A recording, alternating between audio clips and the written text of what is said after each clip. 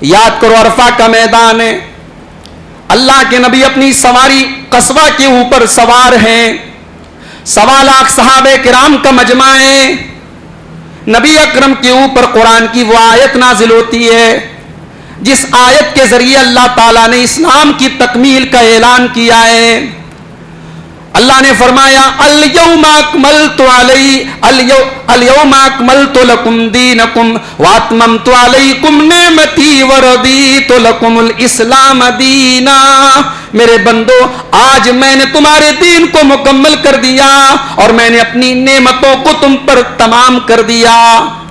یا ایھا الذین آمنوا اتقوا اللہ حق تقاتہ ولا تموتن الا وانتم مسلمون۔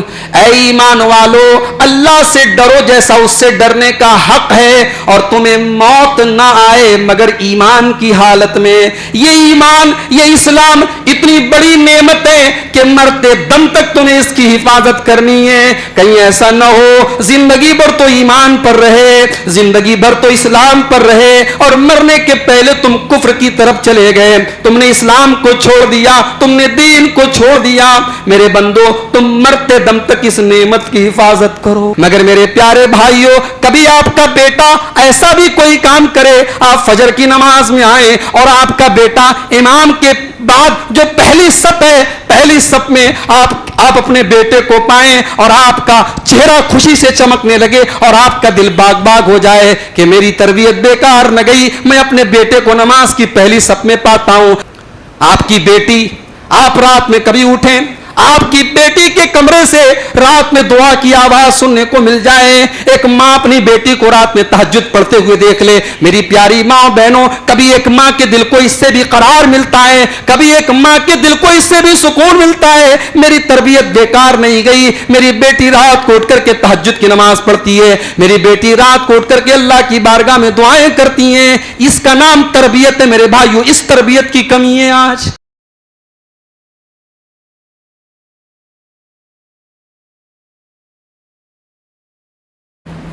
الحمدللہ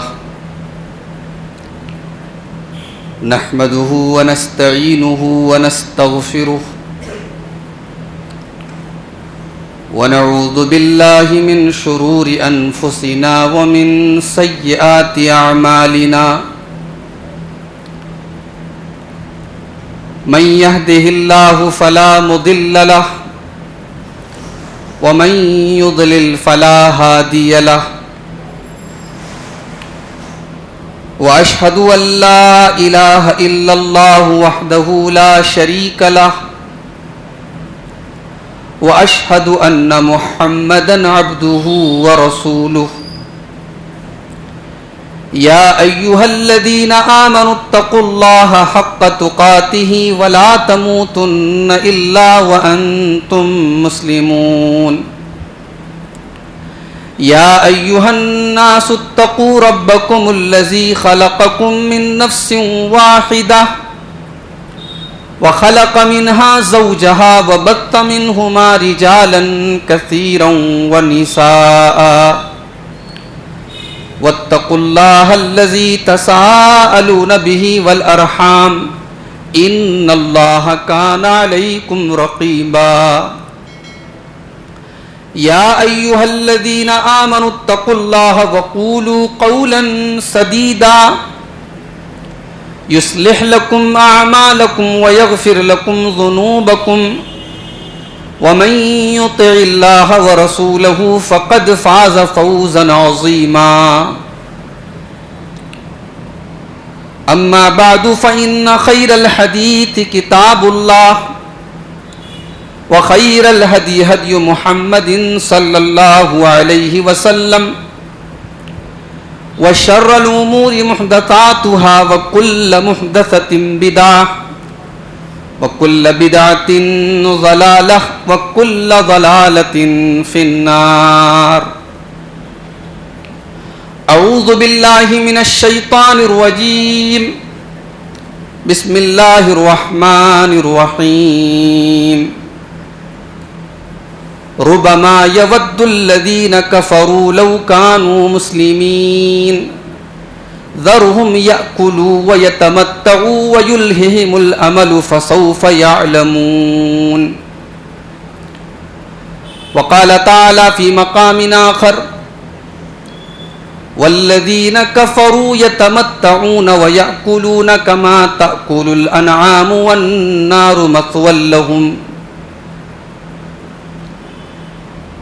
علماء کرام،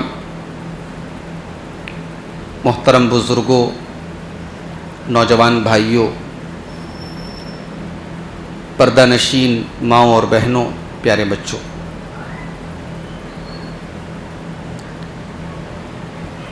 بہت آنن فانن آج کا یہ پروگرام منعقد ہوا. کل میرے پاس فون آیا کہ مسجد قمر میں ڈومن پورہ ایک پروگرام یہاں کے نوجوان رکھنا چاہتے ہیں. میرے پاس فرصت تھی، میں نے کہا ٹھیک ہے، کل اگر آپ لوگ راضی ہو جائیں تو پروگرام رکھ لیا جائے. اور اللہ تعالیٰ کی توفیق سے پروگرام مرتب بھی کر لیا گیا اور آج یہ بڑی خوبصورت مجلس ہمارے سامنے موجود ہے. قرآن حکیم کی 2 آیتیں میں نے آپ کے سامنے پڑھی ہیں، بلکہ 3 آیتیں پڑھی ہیں. پہلے 2 آیتیں میں نے پڑھی ہیں قرآن کے 14ویں پارے کی اسٹارٹنگ سے. 14واں پارہ یہیں سے اسٹارٹ ہو رہا ہے، شروع ہو رہا ہے. اللہ نے فرمایا ربما یود الذین کفروا لو کانوا مسلمین. ایک وقت ایسا بھی آئے گا، ایک ٹائم ایسا بھی آئے گا کہ کافر لوگ یہ تمنا کریں گے کہ ہم مسلمان ہوتے، کاش کہ ہم مسلمان ہوتے.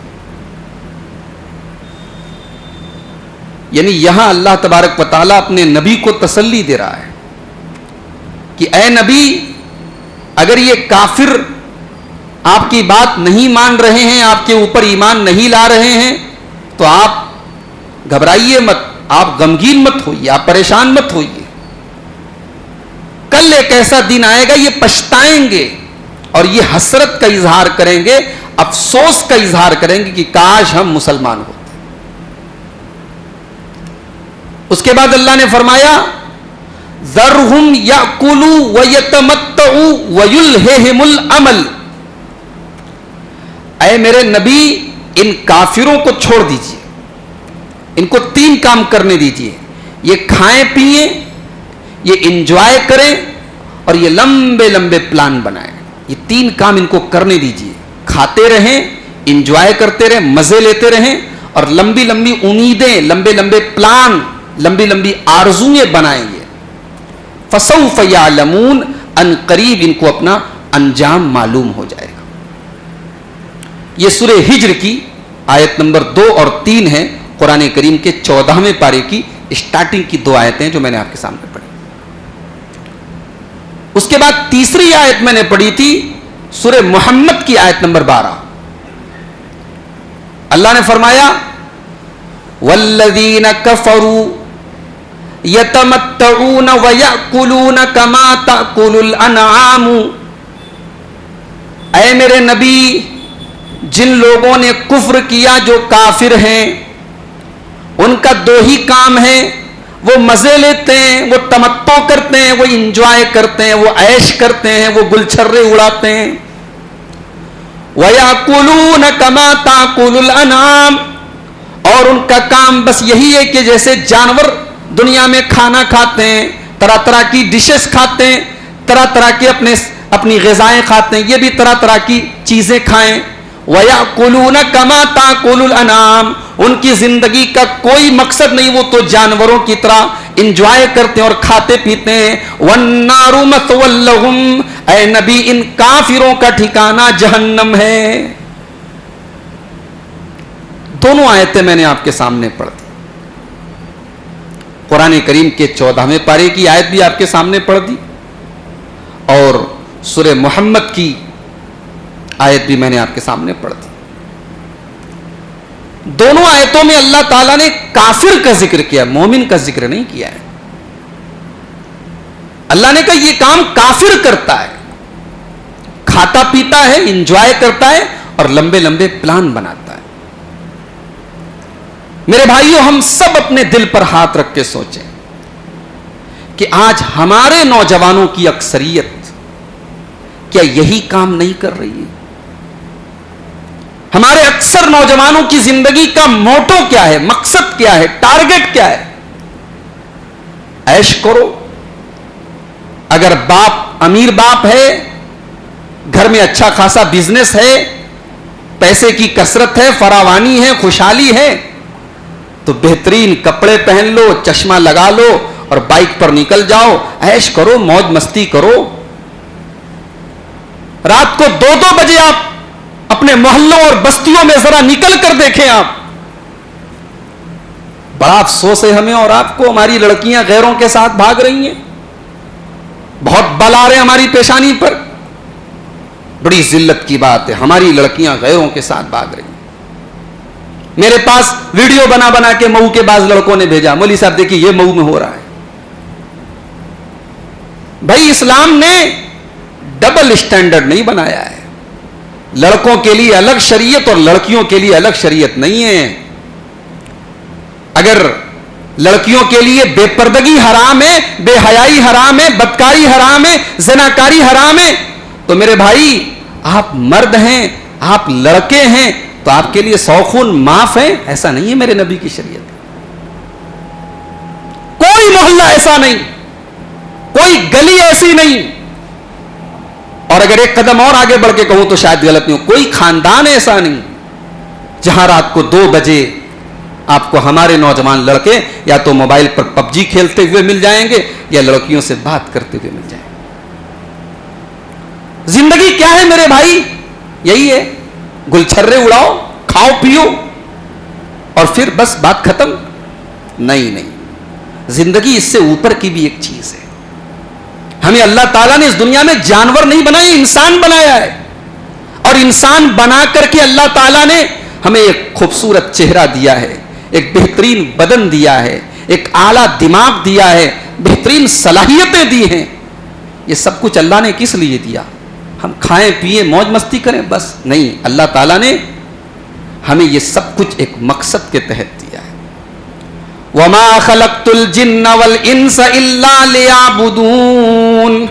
میرے بندو، ہم نے جنات کو اور انسانوں کو اپنی عبادت کے لیے پیدا کیا ہے. اب یہاں عبادت کا مطلب کیا ہے؟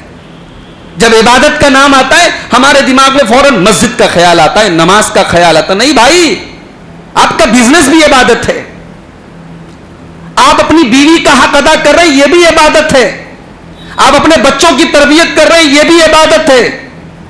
آپ اپنے گھر اور پریوار کو شریعت کے تقاضے کے مطابق چلا رہے ہیں، یہ بھی عبادت ہے.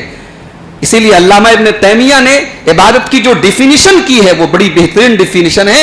علامہ ابن تیمیہ نے کہا العبادت اسم لکل ما یرضی اللہ.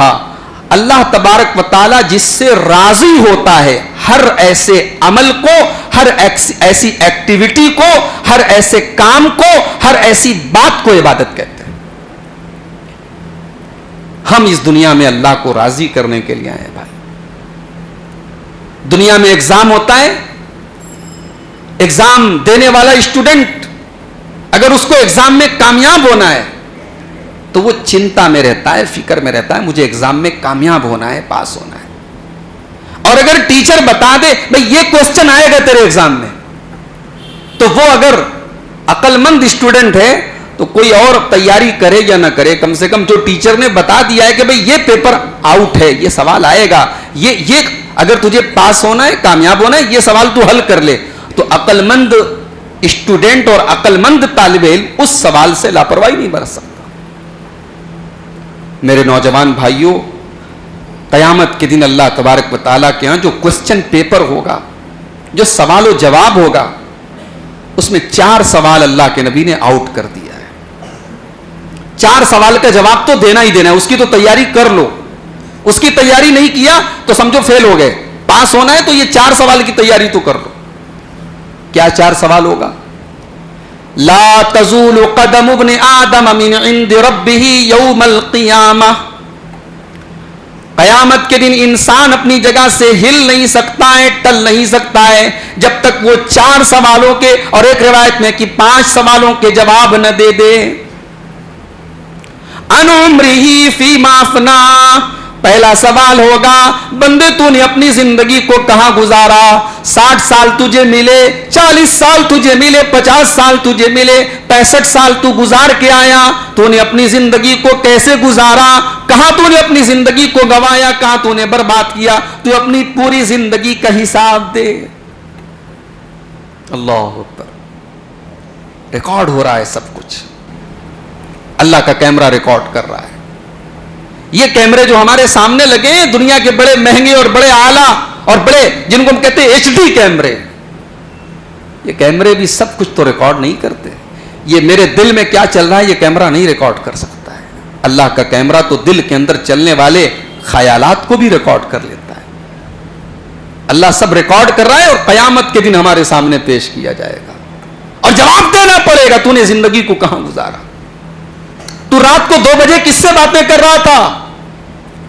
تیرے 24 گھنٹے میں تیرے اوقات کہاں گزر رہے تھے؟ تو حساب دے۔ یہ ٹائم میں نے تجھے دیا تھا، تجھے 60 سال ملے، تیرے محلے میں 30 سال کی عمر میں آدمی کورونا سے مر گیا، تیرے محلے میں 20 سال کا نوجوان کینسر سے مر گیا، تجھے ہم نے آنکھیں دی، تیرا پڑوسی اندھا پیدا ہوا، تجھے ہم نے اعلیٰ دماغ دیا، تیرے خاندان میں فلاں آدمی پاگل پیدا ہوا، تجھے یہ صلاحیتیں ملی، یہ نعمتیں ملی، تو میرے بندے تو نے اپنی عمر کو کہاں گزارا؟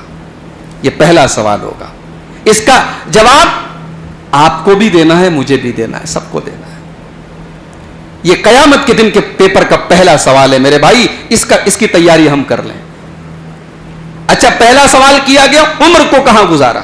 اب ظاہر ہے کہ عمر میں تو ساری عمر آ گئی، جوانی سے لے کے بڑھاپا، ادھیڑ، بھائی آدمی بالغ ہوتا ہے 15 سال کی عمر میں، نارملی 15 سال کی عمر میں بالغ ہوتا ہے۔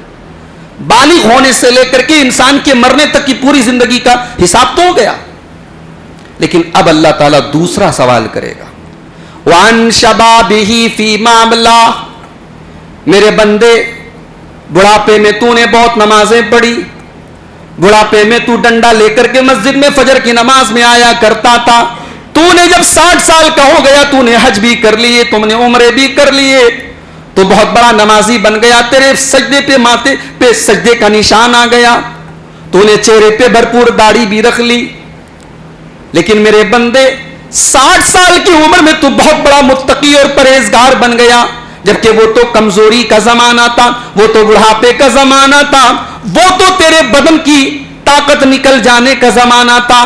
میرے بندے تیری وہ زندگی کا تیرا وہ دور جب تو انرجی والا تھا، جب تیرے اندر طاقت تھی، جب تیرے اندر جوش تھا، جب تیرے اندر ولولہ تھا، جب تجھے اپنی نگاہوں پر کنٹرول نہیں تھا، جب تجھے اپنی شرمگاہ کے اوپر کنٹرول نہیں تھا، میرے بندے جب تیرے بدن میں، تیرے بازوؤں میں مچھلیاں تڑپا کرتی تھی، تیرے دماغ میں عشق اور محبت کا بھوت سوار ہوا کرتا تھا، تو بتا تو نے اس 20 سال کی، 25 سال کی، 30 سال کی، 35 سال کی اس جوانی کے دور کو تو نے کہاں گزارا؟ وَعَنْ شَبَابِهِ فِيمَا أَبْلَىٰ، یہ دوسرا سوال ہوگا، اور یہ صرف لڑکیوں سے نہیں ہوگا میرے بھائی، یہ ہم لڑکوں سے بھی ہوگا، ہم سے بھی سوال ہوگا، اپنے جوانی کہاں گزاری؟ ہوٹلوں میں آپ جا کے رجسٹر چیک کر لیں، زناکاری اور بدکاری جہاں ہو رہی ہے وہاں رجسٹر میں آپ کو دینیش اور سریش اور رمیش اور راکیش کم ملیں گے، وہاں عبداللہ، عبد الرحمان اور عبد الرحیم یہ نام آپ کو زیادہ ملیں گے۔ شراب کے اڈوں پہ آپ چلے جائیں، شراب خرید کر کے گھر لے جا کے پینے والے غیر مسلم اگر آپ کو ملیں گے تو ہمارا مسلمان نوجوان اس میدان میں پیچھے نہیں ملے گا آپ کو۔ واٹس ایپ، فیس بک، انسٹاگرام اور سوشل میڈیا کی ان ویب سائٹس کا غلط استعمال اور بے حیائی اور بے شرمی اور بے غیرتی اور زناکاری اور بدکاری کے لیے ان پلیٹ فارمز کا استعمال اگر لڑکیاں کر رہی ہیں تو ہمارا نوجوان لڑکے کم نہیں کر رہے ہیں میرے بھائی۔ یہ دوسرا سوال آپ سے ہوگا، جوانی کہاں گزاری آپ نے؟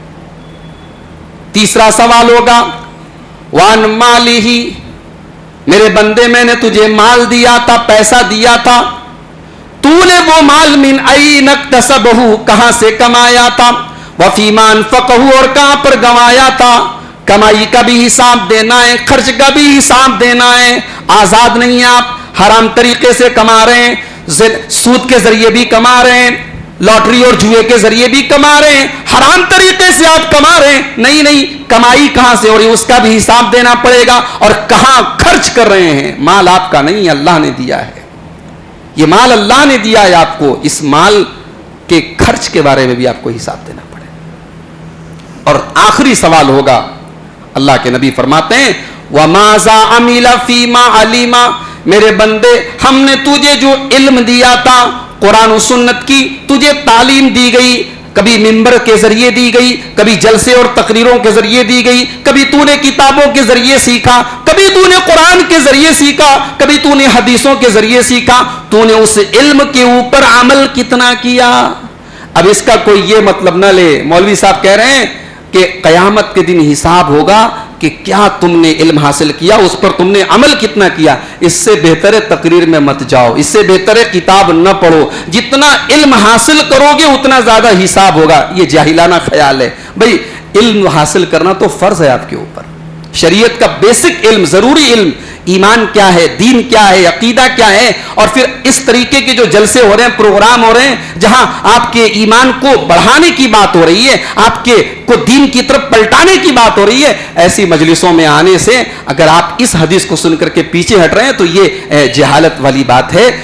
اس کا یہ مطلب نہیں ہے کہ آپ اس طریقے کی مجلسوں میں نہ جائیں, آپ علم نہ سیکھیں. لیکن ہاں, علم سیکھ رہے ہیں آپ, علم حاصل نہیں کر رہے تو ڈبل آپ گناہ کر رہے ہیں. آپ علم سیکھ ہی نہیں رہے, لیکن سیکھ کر کے عمل نہیں کریں گے تو اس کی بھی پکڑ اللہ تعالیٰ کیا ہوگی. آپ نے جو علم حاصل کیا اس علم کے اوپر آپ نے عمل کتنا کیا. ہمارا نوجوان آج میرے بھائیوں دین سے دور ہے. مسئلہ صرف لڑکیوں کا نہیں ہے, لڑکیاں بھاگ رہی ہیں ہمیں نظر آ رہا ہے, اور لڑکے کہاں جا رہے ہیں ہمیں نظر نہیں آ رہا ہے. ہمیں اصلاح دونوں کی کرنی ہے. ہمیں اپنے گھر کی لڑکیوں کو اگر بگڑنے سے بچانا ہے تو اپنے گھر کے لڑکوں کو بھی کنٹرول کرنا ہے بھائی. اور آج کی میری تقریر کا یہی عنوان ہے کہ ہمارے نوجوانوں میں, ہمارے لڑکوں میں, ہماری لڑکیوں میں, ہمارے بھائیوں میں یہ دین سے دوری کیوں ہے, یہ دین سے بیزاری کیوں ہے, دین کو ایک بوجھ کیوں سمجھ لیا ہم نے. اس پر آج ہم بات کریں گے. ہم نے دین کو بوجھ کیوں سمجھا, ہم دین سے دور کیوں ہیں. جانتے ہو, ہم نے دین کی قیمت اور دین کی ویلیو کو نہیں سمجھا. بنارس میں آج کل ساون کا مہینہ چل رہا ہے. سوموار کے دن آپ سڑک پہ نکل نہیں سکتے, اتنا رش ہے. کہاں سے لوگ آ رہے ہیں, لاکھوں روپے خرچ کر کے آ رہے ہیں. کبھی آپ غور کیجئے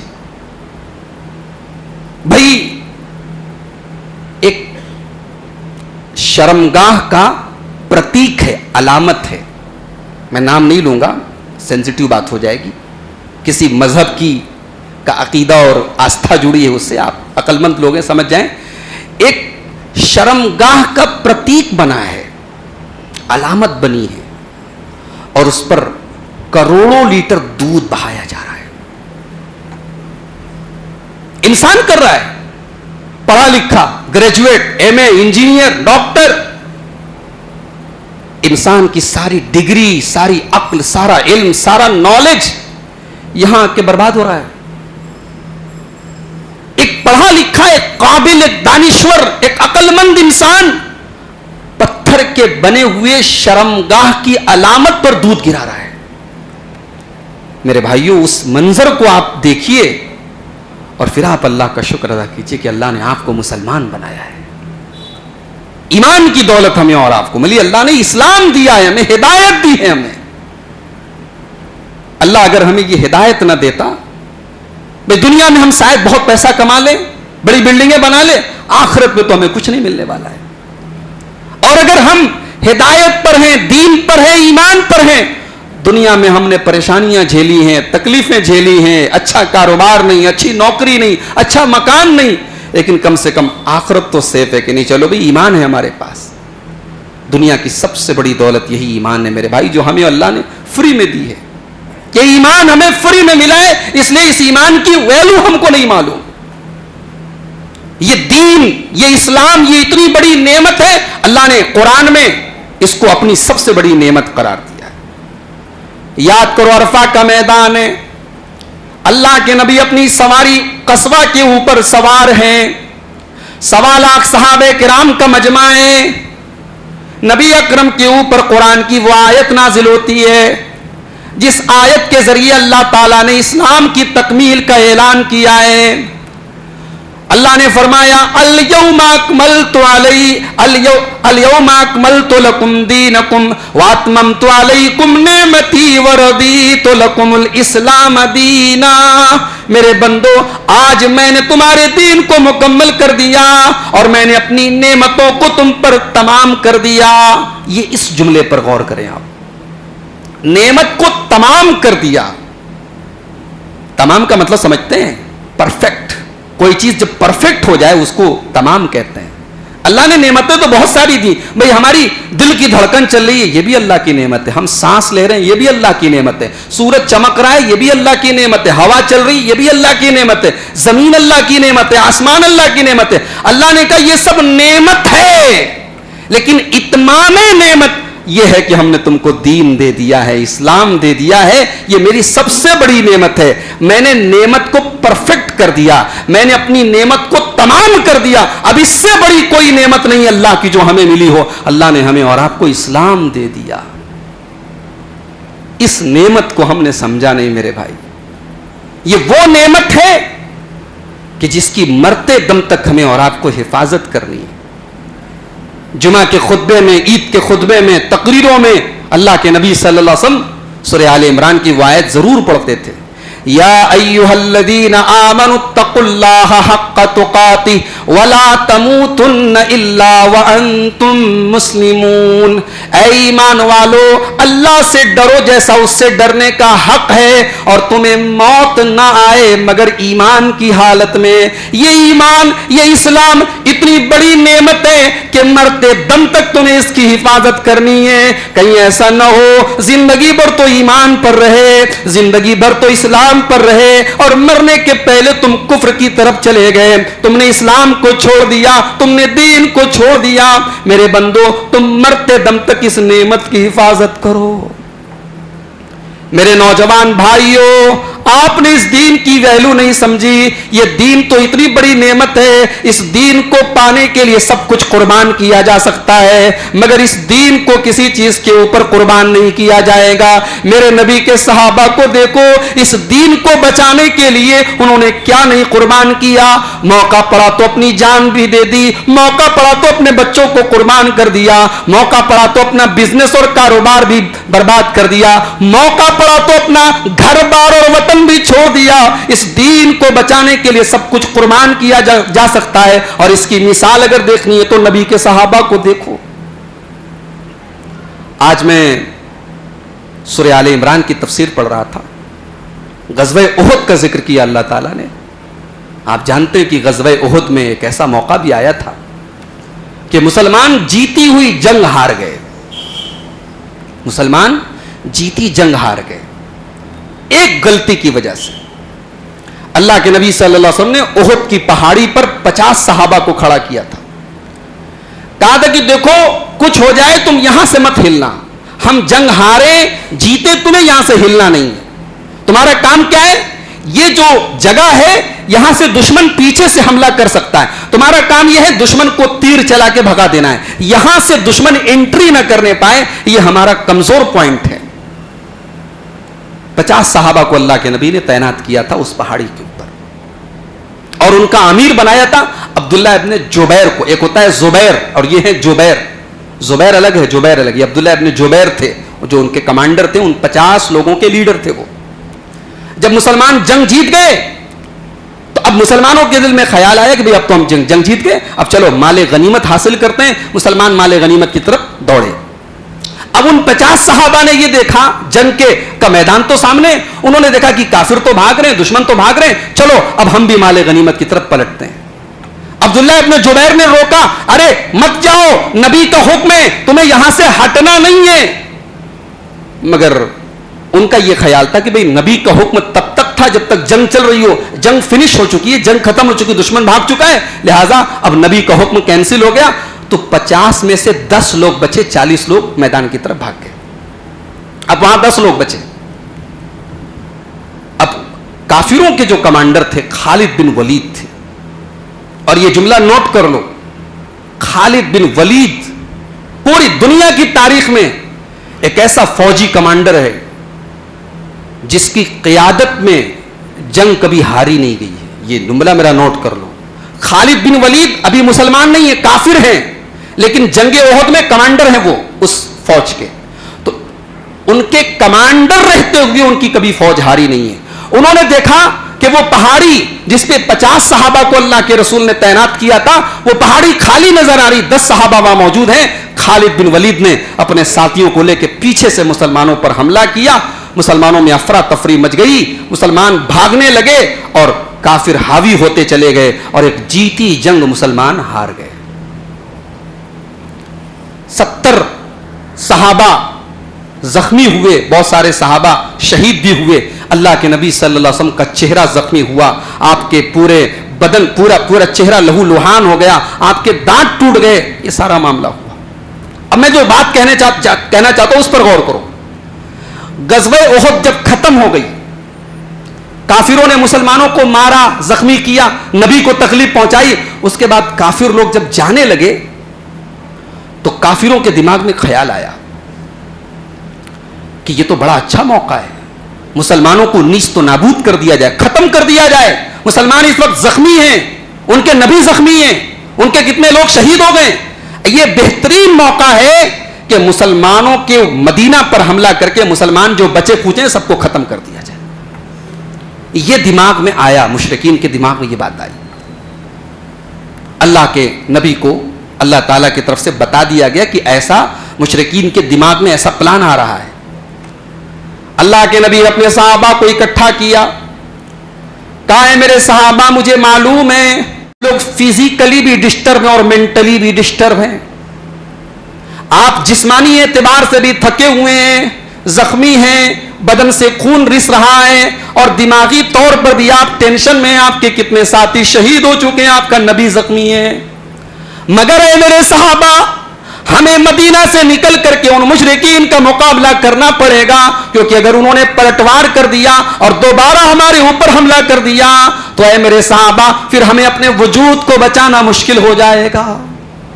نبی اکرم نے صحابہ کے سامنے اعلان کیا, میرے پیارے بھائیوں, دین کتنی بڑی نعمت ہے اور دین کے لیے کس حد تک آدمی قربانی دے سکتا ہے, یہ سیکھنا ہے تو میرے نبی کے صحابہ سے سیکھو. سارے کے سارے صحابہ زخمی ہیں, تکلیف میں ہیں, ٹینشن میں ہیں, مگر نبی کا ایک حکم آیا کہ یا رسول اللہ ہم تیار ہیں. لبیک یا رسول اللہ, نبی کے حکم پر تیار ہو گئے اور مدینہ سے 6 کلومیٹر کی دوری تک نبی کے ساتھ گئے. مشرکین نے جب دیکھا کہ مسلمان پوری تیاری سے واپس آ رہے ہیں, مسلمانوں کے اندر بھی اتنا جذبہ ہے, اتنی ہمت ہے, مشرکین وہاں سے بھاگ گئے اور پھر ان کی ہمت نہیں پڑی. یہ ہوتا ہے میرے بھائیوں دین کے لیے قربانی دینے کا جذبہ جو میرے نبی کے صحابہ کے اندر موجود تھا, اور جن سے ہمیں اور آپ کو یہ سیکھ ملتی ہے, یہ انسپریشن ملتا ہے, یہ سبق ملتا ہے کہ دین وہ ہے جس کے لیے سب کچھ قربان کیا جا سکتا ہے. حضرت صہیب رومی کو دیکھو, حضرت صہیب رومی رضی اللہ تعالیٰ عنہ مکہ سے ہجرت کر کے مدینہ جا رہے ہیں.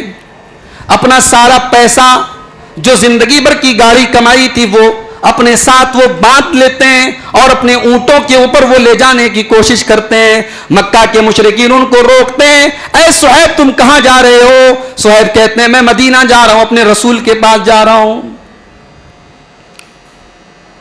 مکہ کے مشرکین کہتے ہیں اچھا تم محمد کے پاس جا رہے ہو صلی اللہ علیہ وسلم, زندگی بھر ہمارے ساتھ رہے, ہمارے ساتھ بزنس کیا, پیسہ کمایا, اور اب ساری کمائی لے کر کے تم چاہتے ہو مدینہ چلے جاؤ؟ ہم تمہیں جانے نہیں دیں گے.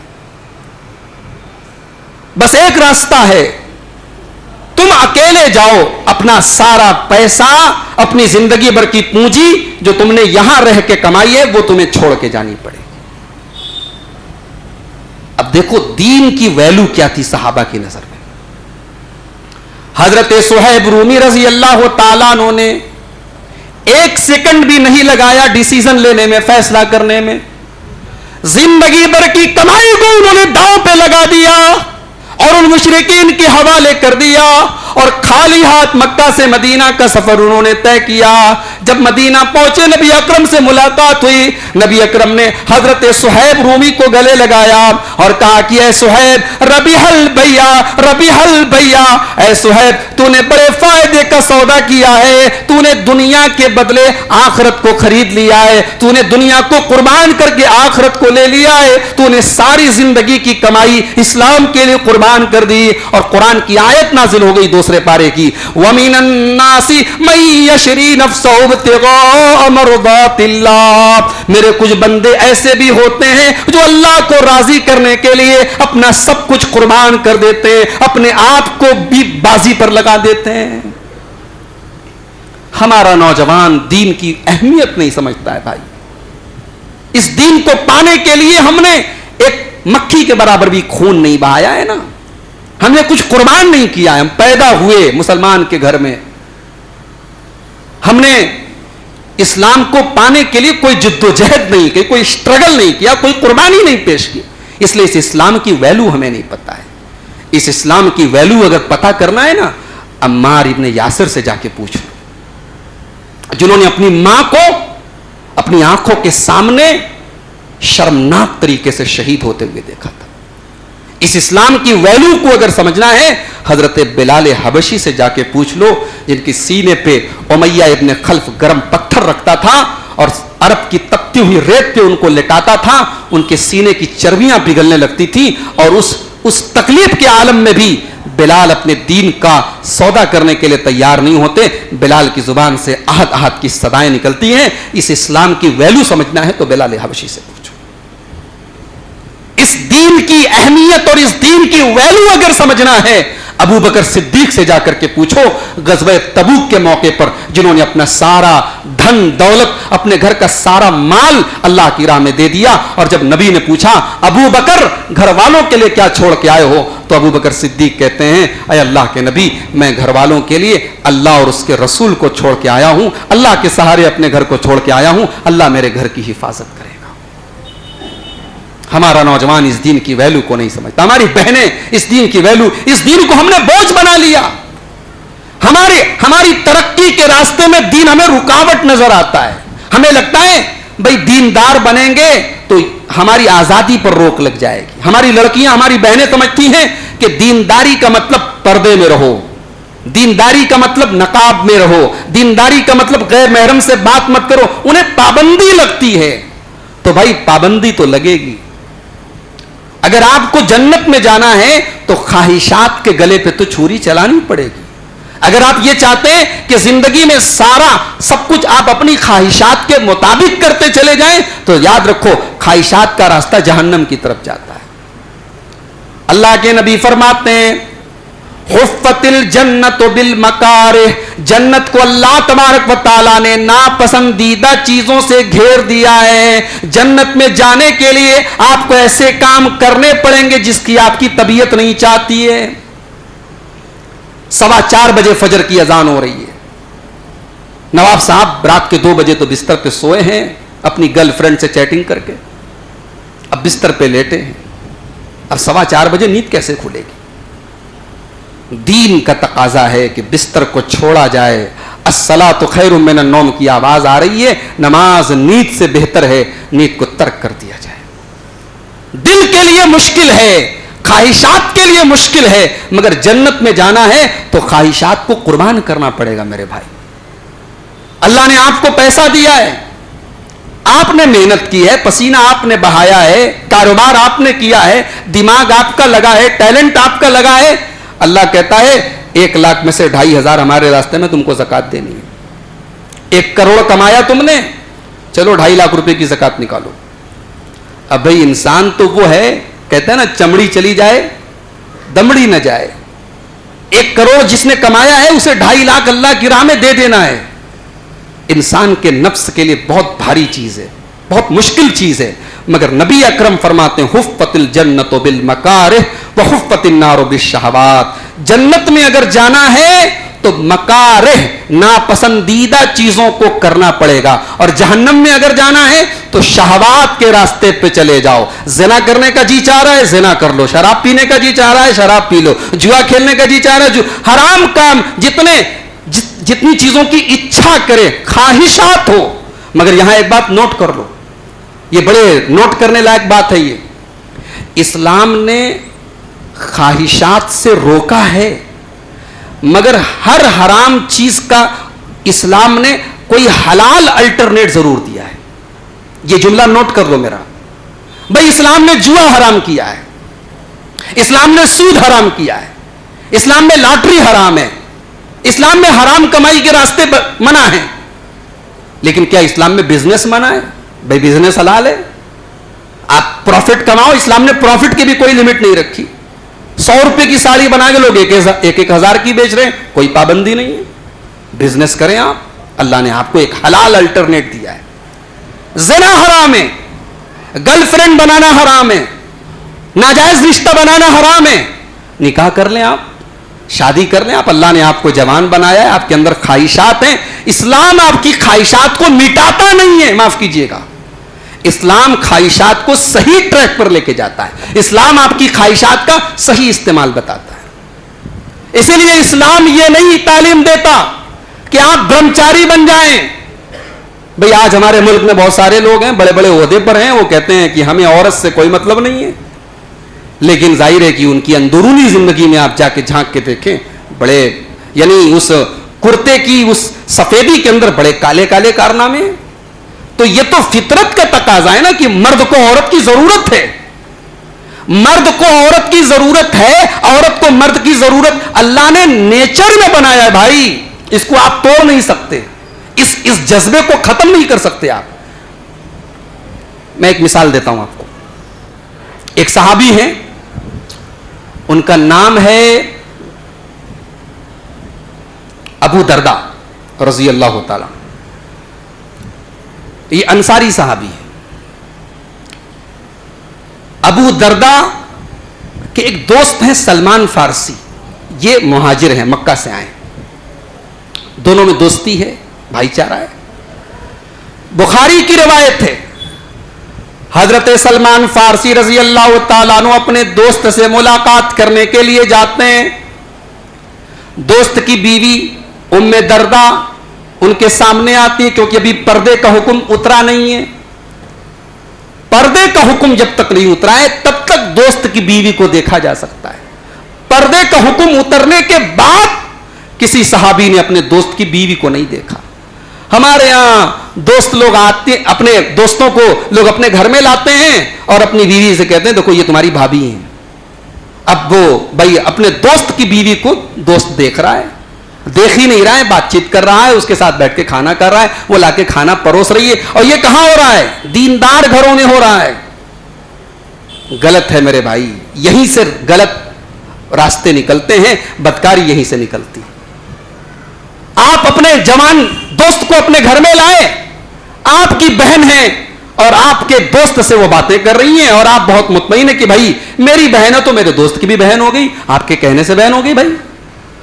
भाई इस्लाम तो वो दीन है जो ये कहता है कोई अगर किसी को अपना बेटा बना ले, किसी को गोद ले ले, किसी को एडॉप्ट कर ले, तब भी वो औरत जिसने उसको गोद लिया है वो उसकी मां नहीं बन सकती है। वो लड़का बालिग हो जाएगा तो वो औरत उसके लिए गैर महरम हो जाएगी, उसको पर्दा करना पड़ेगा, अपनी मां से एक गैर महरम की तरह ट्रीट करना पड़ेगा, बिहेव करना पड़ेगा। आप घर में दोस्तों को एंट्री दे रहे हैं, आपकी बहन जा रही है अपनी सहेली के यहां, कॉलेज में पढ़ती है, नोट्स लेने के बहाने जा रही है और पता लगा कि सहेली के भाई से भी वो बातें कर रही है। भाई देखो ये एक बेपर्दगी वो होती है जो घर के बाहर होती है, वो हमें नजर आती है, हम बहुत मुतमईन है, खुश हैं, हमारे यहां की लड़कियां तो नकाब में निकल रही हैं। भाई ये घरेलू बेपर्दगी, इस पर पहले आप रोक लगाएं। ये बहुत ज्यादा खतरनाक है, ये घर के बाहर की बेपर्दगी से ज्यादा खतरनाक है।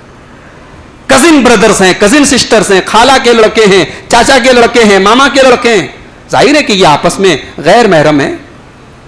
हमारे यहां उसको लोग भाई बहन समझते हैं, खाला की लड़की से कोई पर्दा नहीं, मामा की लड़की से कोई पर्दा नहीं, चाचा की लड़की से कोई पर्दा नहीं। भाई ये सारे रिश्ते गैर महरम हैं।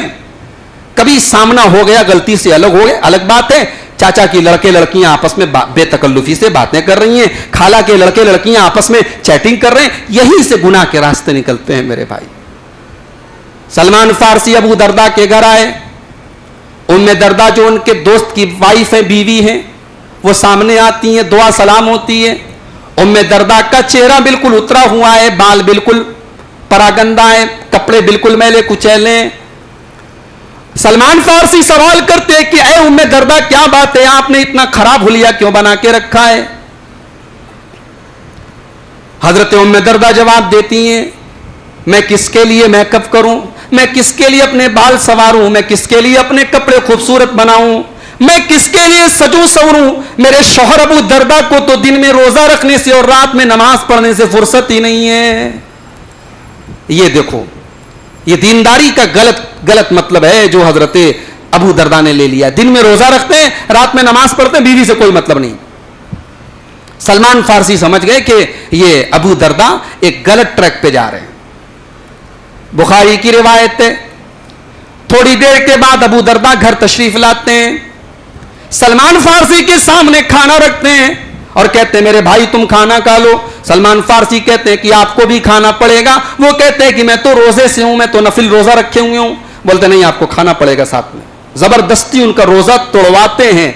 मसला नोट कर लो, नफली रोजा किसी रीजन और सबब की वजह से तोड़ा जा सकता है, कोई गुनाह की बात नहीं। रोजा उन्होंने तोड़ दिया, साथ में बैठ के खाना खाया। फिर रात का टाइम हुआ, इशा की नमाज पढ़ दी दोनों भाइयों ने, दोस्तों ने। अब इशा की नमाज के थोड़ी देर के बाद हजरत अबू दरदा खड़े होने लगे तहज्जुद पढ़ने के लिए। हजरत सलमान फारसी ने कहा कि अभी थोड़ा आप रुक जाएं, थोड़ी ताखिर से पढ़ें। आधी रात हो गई, 12 बज गए रात के, हमारे आपके आज के वक्त के एतबार से 12 बज गए, आधी रात हो गई। हजरत अबू दरदा फिर खड़े होने लगे। सलमान फारसी बोले नहीं नहीं, अभी तहज्जुद का वक्त बेहतर वक्त नहीं हुआ, अभी रुक जाइए। जब रात का आखिरी पहर बचा, या ये कह लीजिए हमारी जुबान में, जब रात के 2, 2:30 बज गए, 3 बज गए, जब 1-1.5 घंटे का वक्त बचा है फजर की नमाज में, अब सलमान फारसी कहते हैं कि ऐ अबू दरदा अब उठ जाइए और अब आप तहज्जुद पढ़िए, मैं भी आपके साथ पढ़ता हूं। दोनों दोस्तों ने रात में तहज्जुद की नमाज पढ़ी। सुबह को फजर की नमाज में जब मस्जिद में आए, नबी अकरम से मुलाकात हुई। हजरत अबू दरदा ने सारा माजरा अपने नबी को सुनाया और कहा कि या रसूल अल्लाह, मुझे ये बात समझ में नहीं आई, मैं तो पूरी रात तहज्जुद पढ़ता था, आज सलमान फारसी ने मुझे पूरी रात तहज्जुद नहीं पढ़ने दिया, बल्कि मुझसे कहा कि तुम सो जाओ, और जब रात का आखिरी हिस्सा बचा तब उन्होंने मुझे तहज्जुद पढ़ने दिया, और मैं नफली रोजा रखे हुए था, उन्होंने रोजा भी मेरा तोड़वा दिया। अब नबी अकरम सल्लल्लाहु अलैहि वसल्लम ने जो बात कही है मेरे भाइयों, वो हमारे और आपके नोट करने के लायक। नबी अकरम ने फरमाया कि ऐ अबू दरदा, सलमान फारसी ने बिल्कुल सही कहा है, इन्ना लिरब्बिका अलैका हक्का व इन्ना लिजसदिका अलैका हक्का व इन्ना लिअयनिका अलैका हक्का व इन्ना लिज़ौरिका अलैका हक्का। ऐ अबू दरदा, तेरे ऊपर तेरे रब का भी हक है, और तेरे ऊपर तेरी बॉडी का, तेरे शरीर का भी हक है, और तेरे ऊपर तेरी आंखों का भी हक है, और तेरे ऊपर तेरी बीवी का भी हक है, और तेरे ऊपर तेरे मेहमान का भी हक है। मेहमान आए तो मेहमान का हक अदा किया जाए, बीवी का भी हक अदा किया जाए, बच्चों का भी हक अदा किया जाए, अपने शरीर का भी हक अदा किया जाए। इस्लाम इसकी तालीम नहीं देता कि आप अल्लाह का हक अदा करें लेकिन आप बीवी बच्चों का हक अदा न करें, आप अपने जिस्म के ऊपर जुल्म करें। इस्लाम इसकी तालीम नहीं देता। इस्लाम तो वो दीन है मेरे भाई, हमें सबसे बेहतरीन दुआ सिखाई गई कुरान में। ये इतनी बेहतरीन दुआ है कि मेरे नबी, इस दुनिया की सबसे मुकद्दस जगह है खाने काबा का तवाफ करते वक्त رکن یمانی اور حجر اسود کے درمیان جب اللہ کے نبی صلی اللہ علیہ وسلم جب طواف کرتے تھے تو یہ دعا پڑھتے تھے جو قرآن کے دوسرے پارے میں ہمیں اور آپ کو سکھائی گئی. ربنا آتنا فی الدنیا حسنۃ وفی الآخرۃ حسنۃ وقنا عذاب النار. پروردگار ہمیں تو دنیا میں بھی بھلائی عطا فرما اور آخرت میں بھی بھلائی عطا فرما اور ہمیں جہنم کے عذاب سے بچا لے. ہم صرف آخرت کی بھلائی اپنے رب سے نہیں مانگتے, ہم تو دنیا کی بھلائی بھی مانگتے, ہم تو بال بچوں کا چین و سکون بھی مانگتے, ہم تو اچھا کاروبار بھی مانگتے, ہم تو دنیا کی زندگی کا چین اور سکون بھی مانگتے اپنے اللہ سے. اسلام آپ سے یہ نہیں کہتا آپ دنیا چھوڑ دیں, دنیا میں رہیں, دنیا کمائیں, بہترین مکان بنائیں, بہترین بزنس کریں, آخرت کو نہ بھولیں, آخرت کو اپنی زندگی کا ٹارگٹ بنا لیں.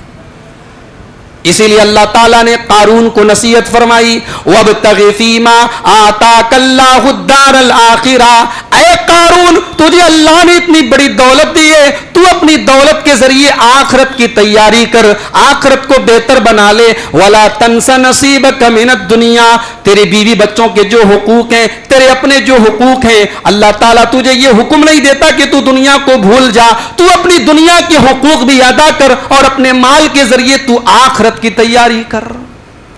یہ ہمارے دین کا مزاج ہے میرے بھائی. اس کو جب تک ہمارا نوجوان نہیں سمجھے گا, ہم نہیں سمجھیں گے, ہمارے معاشرے کا بگاڑ نہیں ختم ہو سکتا, ہمارے نوجوان کے اندر جو دین کی بیزاری ہے وہ دور نہیں ہو سکتی. ایک اور مسئلہ ہے, ایک اور پرابلم ہے, ہمارے نوجوانوں کے اندر دین سے بیزاری اس لیے بھی ہے, تعلیم ہے ہمارے پاس, تربیت نہیں ہے. ہمارا لڑکا جا رہا ہے, ہماری لڑکی جا رہی ہے, کالج کر رہی ہے, 12th اس نے پاس کر لیا, انٹر اس نے کر لیا, انجینئرنگ کی لائن میں لڑکا چلا گیا, ڈاکٹری کی لائن میں لڑکی چلے گی. تعلیم تو ہے بھائی, کتابیں پڑھی جا رہی ہیں, تربیت نہیں ہو رہی ہے. بھائی آپ کا لڑکا گریجویٹ ہے, آپ کی لڑکی گریجویٹ ہے, مگر اسے دین کی بنیادیں نہیں پتا, اسے اخلاق نہیں پتا, اسے بھائی ہمارا دین تو وہ ہے جس نے ہمیں پیشاب اور پاخانہ کرنے کے بھی آداب بتائے, ملنے جلنے کے آداب بتائے, مسافہ کے آداب بتائے, مجلس میں بیٹھنے کے آداب بتائے, گفتگو کے آداب بتائے. ہمارے نوجوانوں کو یہ آداب کون بتائے گا؟ ظاہر ہے کہ یہ اسکول کی تعلیم میں تو نہیں ملے گا, اس کے لیے تربیت کا انتظام آپ کو کرنا پڑے گا. میں اس بات کو اور کلیئر طریقے سے اگر بولوں تو میری بات کا مطلب یہ ہے کہ ان نوجوانوں کی اصلاح تب تک نہیں ہو سکتی جب تک ان کے گارجین کی اصلاح نہ ہو جائے, جب تک ان کی تربیت کرنے والے اپنی تربیت نہ کر لیں. بھائی اسماعیل تب پیدا ہوگا جب ابراہیم جیسا باپ آئے گا, اسماعیل تب پیدا ہوگا جب ہاجرہ کے جیسی ماں آئے گی. ہمیں ہاجرہ کے جیسی ماں اور ابراہیم کے جیسے باپ کی تلاش ہے. چراغ لے کے ڈوڈو نہیں ملتے ہیں اور ہم اسماعیل کے جیسے بیٹے کی تمنا کر رہے ہیں. کیسے ملے گا بھائی؟ فجر کی نماز میں اسی مسجد میں آپ آ جائیں, شاید ایک دو صف آپ کو ملے گی, اور ایک دو صف میں بھی آپ کو 60 سال والے, 50 سال والے, 70 سال والے کثرت سے ملیں گے. 2-4 ہمارے نوجوان بھائی اللہ جن کو اللہ نے توفیق دی ہوگی وہ آپ کو مل جائیں گے. اب یہ جو بزرگ حضرات آ رہے ہیں مسجد میں, کہ اللہ کے ان کو حساب نہیں دینا پڑے گا. جناب علی آپ مسجد میں آتے تھے, آپ کا پوتا کیوں نہیں آتا تھا؟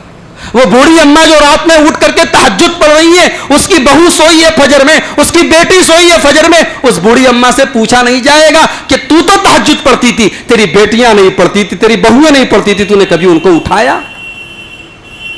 مسئلہ نوٹ کر لو, نماز پڑھنا بھی فرض ہے اور اپنی فیملی اور اپنے پریوار کو نماز کی تلقین کرنا بھی فرض ہے. نبی نے حکم دیا ہے. اللہ کے نبی فرماتے ہیں مرو اولادکم بالصلاۃ وہم ابناء 7 سنین. تمہارے بچے جب 7 سال کے ہو جائیں, تمہارے بچے جب 7 سال کے ہو جائیں تو تم ان کو نماز کا حکم دو.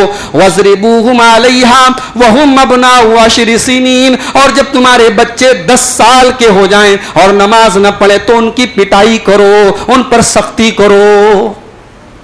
اللہ تعالیٰ سورہ طٰہٰ میں کہتا ہے وَأْمُرْ أَهْلَكَ بِالصَّلَاةِ وَاسْتَبِرْ عَلَيْهَا، او لوگو تم اپنے پریوار کو، اپنے بال بچوں کو نماز کا حکم دو اور خود بھی نماز کے اوپر جمے رہو۔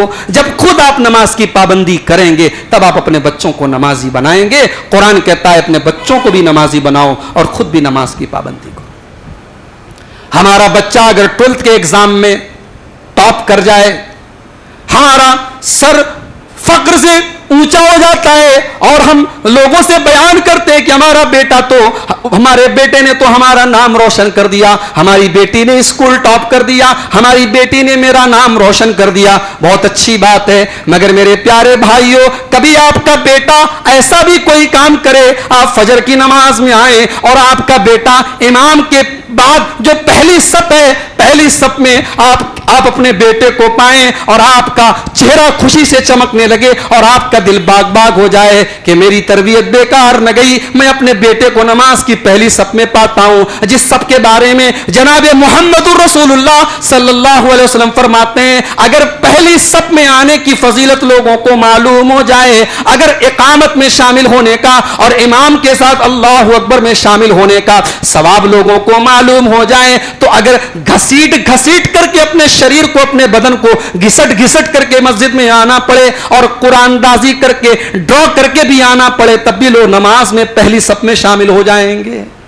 کبھی آپ کا دل یہ بھی دیکھ کے باغ باغ ہو جائے میرے بھائی کہ آپ کا بیٹا پہلی صف پہ ہے، آپ کی بیٹی، آپ رات میں کبھی اٹھیں، آپ کی بیٹی کے کمرے سے رات میں دعا کی آواز سننے کو مل جائے، ایک ماں اپنی بیٹی کو رات میں تہجد پڑھتے ہوئے دیکھ لے۔ میری پیاری ماں بہنوں، کبھی ایک ماں کے دل کو اس سے بھی قرار ملتا ہے، کبھی ایک ماں کے دل کو اس سے بھی سکون ملتا ہے، میری تربیت بیکار نہیں گئی، میری بیٹی رات کو اٹھ کر کے تہجد کی نماز پڑھتی ہے، میری بیٹی رات کو اٹھ کر کے اللہ کی بارگاہ میں دعائیں کرتی ہیں۔ اس کا نام تربیت ہے میرے بھائیو۔ اس تربیت کی کمی ہے، آج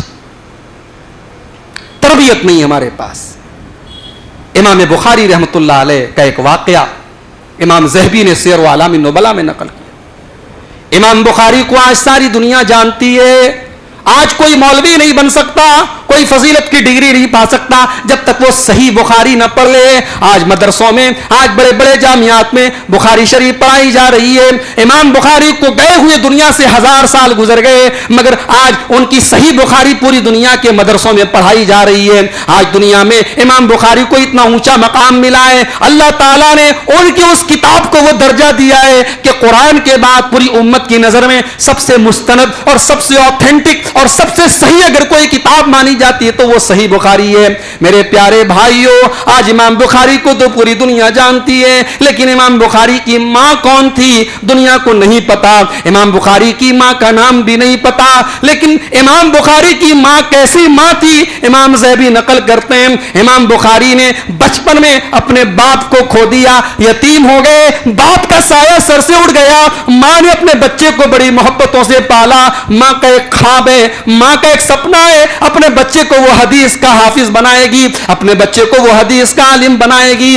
امام ذہبی نقل کرتے ہیں امام بخاری کی اللہ تعالیٰ نے ایک آزمائش کر لی، ان کی آنکھوں کی بینائی چلی گئی، وہ اندھے ہو گئے۔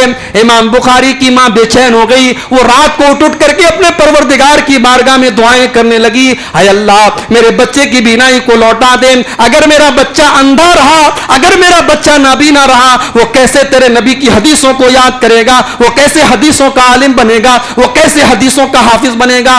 امام بخاری کی ماں نے اپنے رب کی بارگاہ میں رات کو رو رو کر کے دعائیں کی، اور امام ذہبی نقل کرتے ہیں کہ ایک دن ماں نے دیکھا حضرت ابراہیم علیہ السلام ان کے خواب میں آئے اور کہا کہ اے فلاں جا، اللہ تعالیٰ نے تیری دعاؤں کی وجہ سے، تیرے رونے کی وجہ سے، تیرے گڑگڑانے کی وجہ سے اللہ نے تیرے بچے کی بینائی کو لوٹا دیا ہے۔ صبح ہوئی، ماں نے دیکھا بچے کی آنکھیں لوٹ چکی ہیں، بچے کی بینائی لوٹ چکی ہے۔ میرے بھائیوں، یہ تربیت ہوتی ہے، ایسی مائیں جب سماج میں آتی ہیں تب امام بخاری جیسے بچے پیدا ہوتے ہیں۔ آج ہم نے تعلیم کا بندوبست کر دیا، تربیت کا کوئی بندوبست نہیں ہے۔ سب کے گھر میں موبائل ہے، اور ایک نہیں 10 موبائل ہیں، گھروں میں وائی فائی لگا ہے، ہم 1000 2,000 روپئے بچوں کے اور اپنے موبائل کے مہینے کا ریچارج کرا رہے ہیں، ہم پیسے خرچ کر رہے ہیں کس چیز پر؟ یہ موبائل اور یہ سوشل میڈیا آج ہمارے بچوں کو بے حیا بنا رہا ہے۔ ہمارے بچوں کو ناچنے گانے والا بنا رہا ہے, ہماری لڑکیوں کو بے حیا اور بے پردہ بنا رہا ہے. ہم اپنے بچوں کو بگاڑنے کے لیے ہزاروں روپے خرچ کر رہے ہیں, لیکن اپنے بچوں کی صحیح تربیت کے لیے, انہیں دین سکھانے کے لیے, انہیں قرآن سکھانے کے لیے میرے بھائیوں ہم نے کوئی انتظام نہیں کیا ہے. ہم اپنے بچوں کی تربیت کے لیے بھی کچھ پیسے خرچ کریں, کچھ کتابیں لا کے دیں, کچھ ہم اچھے ویڈیوز اور بیانات اپنے گھروں میں ایک معمول بنا لیں کہ ہم اپنے بچوں کو اپنے گھر کی عورتوں کو سنائیں گے. میں نے پچھلی تقریر میں ڈومن پورا چنگی مسجد پر پروگرام ہوا تو میں نے وہاں بھی ایک بات کہی تھی کہ آج ہماری بہنیں اگر گھروں سے بھاگ رہی ہیں, ہمیں اور آپ کو سوچنا چاہیے. اللہ کا فضل و کرم ہے, اہل حدیث مسجدوں میں ابھی بھی جمعہ کی نماز میں عورتوں کا انتظام ہوتا ہے, عورتیں آتی ہیں. اسی سماج میں ہمارے حنفی بھائی ہیں, ان کے یہاں علماء نے پابندی لگا دی ہے, عورتیں مسجد میں نہیں آ سکتی. ظاہر ہے ایک بڑی آبادی عورتوں کی ہے, آپ عورتوں کو مسجد جانے سے منع کر رہے ہیں, دین کے مجلسوں میں جانے سے منع کر رہے ہیں. ان عورتوں کو بگاڑنے کے 100 طریقے ان کے پاس ہیں اور بنانے کا ہم نے سارا راستہ بند کر دیا ہے. تو میرے بھائیوں کہاں سے عورتوں کی اصلاح ہوگی؟ دین کی تعلیم وہاں تک نہیں پہنچ رہی ہے. میں نے کل بھی گزارش کی تھی اور آج بھی کہہ رہا ہوں کہ کچھ ایسا حساب بناؤ. آج اللہ کا فضل و کرم ہے, مئو کی سرزمین پر نسواں اداروں کی کمی نہیں ہے. لڑکیاں عالمہ بن کر کے, فاضلہ بن کر کے گھروں میں پڑی ہوئی ہیں. آپ نے ان کو عالمہ بنایا, ان کو دینی تعلیم کا زیور دیا ہے. ان کے اس تعلیم کا استعمال کیجئے, ایک ایسا ماحول بنائیے کہ ہر گھر میں روز نہ صحیح, ہفتے میں نہ صحیح, 15 دن میں صحیح, ایک مہینے میں صحیح, ایک لڑکیوں کا, عورتوں کا پروگرام ہو گھر کے اندر ہو جس میں صرف عورتیں شامل ہوں اور کوئی عالمہ لڑکی, کوئی محلے کی پڑھی لکھی لڑکی ان کو دین کے مسائل بتائے, انہیں عقیدے کے مسائل بتائے, انہیں نماز کے مسائل بتائے, انہیں وضو کے مسائل بتائے, انہیں غسل کے مسائل بتائے, انہیں دین کی باتیں بتائیں. آپ نے جب دین نہیں دیا ہے تو ظاہر ہے کہ جب دین نہیں رہے گا تو وہ کبھی مرتد ہوں گی, کبھی غیروں کے چکر میں بھاگیں گی اور دین سے دور ہوتی چلی جائیں گی. میرے پیارے بھائیوں, میں چاہتا ہوں کہ عورتوں کی تربیت کے تعلق سے قرآن کریم میں اللہ تعالیٰ نے پورا ایک رکوع بیان کیا ہے کہ ایک عورت کی تربیت کیسے ہونی چاہیے, گھر میں بیٹیوں کی تربیت کیسی ہونی چاہیے. سورہ احزاب کا 3 رکوع آپ اٹھا کے دیکھیے, آیت نمبر 28 سے لے کر کے آیت نمبر 35 تک اللہ تعالیٰ نے اپنے رسول کی بیویوں کو خطاب کیا ہے, لیکن ان کے ذریعے پوری امت کو تعلیم دی ہے کہ ایک مسلمان عورت کو کیسا ہونا چاہیے. آئیے قرآن کا 21واں پارہ ہم کھولتے ہیں, 21واں پارہ ختم ہو رہا ہے اور 22واں پارہ شروع ہو رہا ہے. سورہ احزاب کا 3 رکوع ہے, آیت نمبر 28 سے لے کر کے آیت نمبر 35 تک آپ دیکھیے. اللہ کیا فرماتا ہے, یا ایھا النبی قل لازواجک ان کنتن تردن الحیات الدنیا وزینتها فتعالین امتعکن واسرحکن سراحا جمیلا.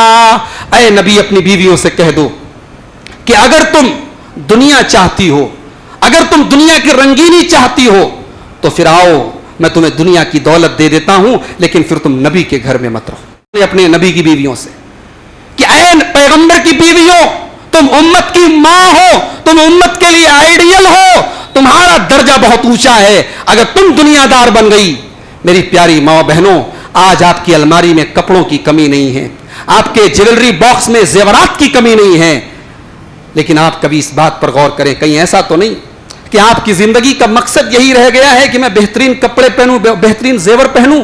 یہ بہترین کپڑے اور یہ بہترین زیور سب یہی رہ جائیں گے اور قبر میں نہ کوئی زیور آپ کے ساتھ جائے گا, نہ کوئی ساڑی جائے گی, نہ کوئی لہنگا جائے گا, نہ کوئی قیمتی کپڑا جائے گا. یہ کپڑے, یہ لتے, یہ زیور, یہ دنیا کی زینت یہی رہ جائے گی. اللہ نے اپنے نبی کی بیویوں کے ذریعے امت کی عورتوں کو تعلیم دی کہ زیور پہنو, کپڑا پہنو, جائز طریقے سے سجو سنورو, مگر اس کو زندگی کا مقصد مت بنا لو. اللہ نے کہا کہ اے نبی کی بیویوں, اگر تمہیں دنیا چاہیے تو آؤ, پیغمبر تمہیں اپنے گھر سے نکال دیں گے, تم جاؤ دنیا کماؤ اور دنیا دار بنو, لیکن پیغمبر کے گھر میں رہ کے نبی کے گھر میں تم دنیا دار نہیں بن سکتے. اس کے بعد فرمایا وَإِن كُنتُنَّ تُرِدْنَ اللَّهَ وَرَسُولَهُ وَالدَّارَ الْآخِرَةَ فَإِنَّ اللَّهَ أَعَدَّ لِلْمُحْسِنَاتِ مِنْكُنَّ أَجْرًا عَظِيمًا. اور اے نبی کی بیویوں, اے نبی کی بیویوں اگر تمہیں اللہ تعالیٰ محبوب ہے, تم اللہ کو چاہتی ہو, تم رسول کو چاہتی ہو, اور تم آخرت میں اپنا گھر بنانا چاہتی ہو, تو اللہ تعالیٰ نے تمہارے ہی جیسی نیک عورتوں کے لیے بہت بڑا ثواب تیار کر کے رکھا ہے. یا نساء النبی من یات منکن بفاحشۃ مبینۃ یضاعف لها العذاب ضعفین وکان ذلک علی اللہ یسیرا. اور اے نبی کی بیویوں اگر تم میں سے کسی نے کوئی غلط کام کیا, کوئی بے حیائی کا کام کیا, کوئی بدکاری کا کام کیا, تو چونکہ تمہارا تعلق رسول سے ہے, تم رسول کی گھر والی ہو, تم رسول کی بیوی ہو, لہذا تمہیں سزا بھی ڈبل ملے گی, تمہیں گناہ بھی ڈبل ملے گا, دوسری عورتوں کے مقابلے میں تمہیں ڈبل سزا دی جائے گی, اور اللہ تعالیٰ کے لیے یہ بہت آسان کام ہے. اب یہاں سے 21واں پارہ ختم ہو رہا ہے اور 22واں پارہ اسٹارٹ ہو رہا ہے. وَمَن يَقْنُتْ مِنكُنَّ لِلَّهِ وَرَسُولِهِ وَتَعْمَلْ صَالِحًا نُؤْتِهَا أَجْرَهَا مَرَّتَيْنِ وَآتَدْنَا لَهَا رِزْقًا كَرِيمًا. اور اے نبی کی عورتوں اگر تم اللہ کی فرما برداری کرو گی, تم رسول کی فرما برداری کرو گی اور نیک عمل کرو گی, تو اللہ تعالیٰ نے تمہارے لیے بہت بہترین رزق تیار کر کے, جنت تیار کر کے رکھی ہے. پڑھتے چلے جائیے اور اپنے گھر کی عورتوں کے اوپر ان آیتوں کو اپلائی کرتے چلے جائیے. اللہ کی اطاعت کرنی ہے, رسول کی اطاعت کرنی ہے اور نیک عمل کرنا ہے. ہم اور آپ اپنے گھروں کی سوسائٹی کو, اپنے گھر کی عورتوں کو ان آیتوں کے اوپر فٹ کریں کہ کیا یہ چیزیں آج ہمارے گھر میں پائی جا رہی ہیں. اور سنیے, موبائل آپ سب کے گھروں میں آ چکا ہے. گھروں میں لڑکیاں استعمال کر رہی ہیں, ہماری بہنیں استعمال کر رہی ہیں, مائیں استعمال کر رہی ہیں. ایک عورت کو موبائل پر کیسے بات کرنا چاہیے. گھر میں آنگن ہے, گھر میں دروازہ ہے, کوئی غیر محرم مرد آ گیا, گھر میں کوئی اتفاق سے کوئی جینٹس نہیں ہے, کوئی مرد نہیں ہے, اب غیر محرم سے لڑکی کو بات کرنا ہے, عورت کو بات کرنا ہے. غیر محرم مرد سے ایک عورت بات کیسے کرے, اللہ تعالیٰ اپنے نبی کی عورتوں کو وہ بھی سکھا رہا ہے. یا نساء النبی لستن کاحد من النساء, اے نبی کی عورتوں تم عام عورتوں کی طرح نہیں ہو. اگر تم اللہ سے ڈرتی ہو, فلا تخضعن بالقول, تو تم اپنی آواز میں نرمی نہ پیدا کرو, اپنی آواز میں مٹھاس نہ پیدا کرو, اپنی آواز میں تم لوچ نہ پیدا کرو, اپنی آواز میں تم لچک نہ پیدا کرو. فیطمع الذی فی قلبہ مرض, کہیں ایسا نہ ہو کہ تم جس سے موبائل کے اوپر باتیں کر رہی ہو, کہیں ایسا نہ ہو کہ تمہارے دروازے پر جو غیر محرم مرد آیا ہے وہ تمہاری میٹھی آواز سے اس کے دل میں کوئی غلط خیال پیدا ہو جائے. وہ تو پہلے سے ہی بیمار ہے, وہ تو پہلے سے ہی شہوت کا مریض ہے. اس شہوت کے مریض کو, اس انسان کو, اس بدنیت انسان کو تمہاری میٹھی بات, آج کیا ہوتا ہے, ایک رانگ نمبر سے کوئی کال آتی ہے اور وہ جا کر کے ختم ہوتی ہے زناکاری کے اوپر. ایسا بھی ہوا, ایسے بھی واقعات ہوئے ہیں, ایک رانگ نمبر سے کوئی کال آئی اور وہ زناکاری پر جا کر کے ختم ہوئی. قرآن کریم نے زناکاری کے چور دروازوں کو بند کیا ہے میرے بھائیوں. اللہ کہہ رہا ہے کہ اے نبی کی عورتوں تم کسی غیر محرم مرد سے نرمی اور لچک کے ساتھ بات مت کرو. لیکن اس کا یہ مطلب بھی نہیں ہے کہ تم بدتمیزی کرو, گالی گلوچ کرو. وَقُلْنَ قَوْلًا مَّعْرُوفًا, تم جو بھی بات کرو صحیح بات کرو, دستور کے مطابق کرو. وَقَرْنَ فِي بُيُوتِكُنَّ, اور اے نبی کی عورتوں تم اپنے گھروں کے اندر رہا کرو. ہاسٹل میں رہ کر کے لڑکیوں کا پڑھنا جائز تو ہے, مگر اگر آنے جانے کا انتظام ہو تو زیادہ بہتر ہے. علماء نے اس آیت سے استدلال کیا ہے. وَقَرْنَ فِي بُيُوتِكُنَّ, عورت جائز حدود میں رہ کے نوکری کر سکتی ہے, جاب کر سکتی ہے, لیکن کوئی خاص ضرورت نہ ہو تو یہ عورت کا کام نہیں ہے. عورت کی ذمہ داری, عورت کا کام ہے اپنے گھر کو بنانا. وَقَرْنَ فِي بُيُوتِكُنَّ, اے نبی کی عورتوں تم اپنے گھر میں عزت اور وقار کے ساتھ رہو. وَلَا تَبَرَّجْنَ تَبَرُّجَ الْجَاهِلِيَّةِ الْأُولَى, اور تم دور جاہلیت کی طرح, تم دور جاہلیت کی طرح بناؤ سنگار کر کے, میک اپ کر کے, سج دھج کر کے نہ نکلا کرو. جب یہ آیت پڑھتا ہوں تو ایک سوال ذہن میں آتا ہے, اللہ نے یہاں جاہلیت کا لفظ کیوں استعمال کیا؟ بھئی اللہ سمپل یہ کہہ دیتا کہ بن سنور کر کے مت نکلو. اللہ نے یہ کیوں کہا دور جاہلیت کی طرح, پہلے کی جاہلیت کی طرح بن سنور کر کے مت نکلو؟